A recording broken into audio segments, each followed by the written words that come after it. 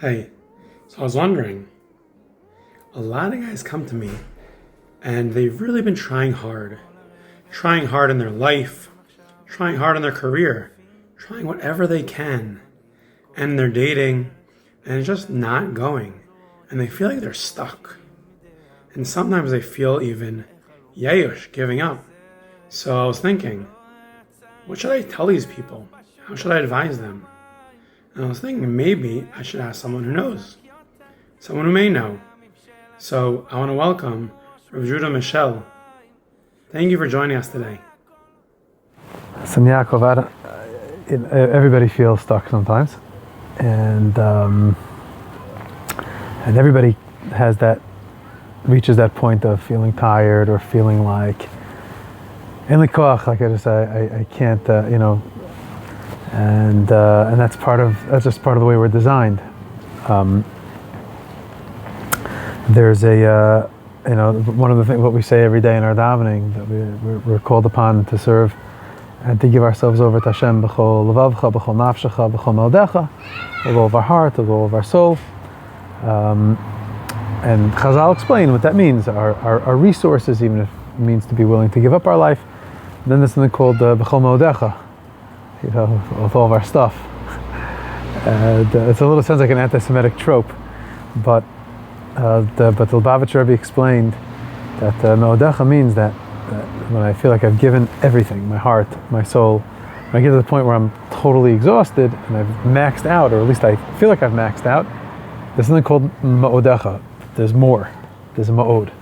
There's the serving God with all of our more.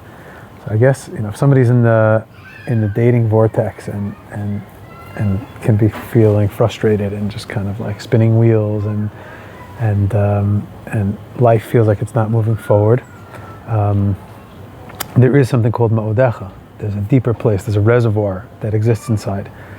I don't know. One eitzah, a best practice at any stage of life is, when you feel like we're having a hard time connecting, outside of ourselves with another, or with a ben zug or a bat zug, or in a relationship, or professionally or religiously, is to dig deep and to invest in oneself.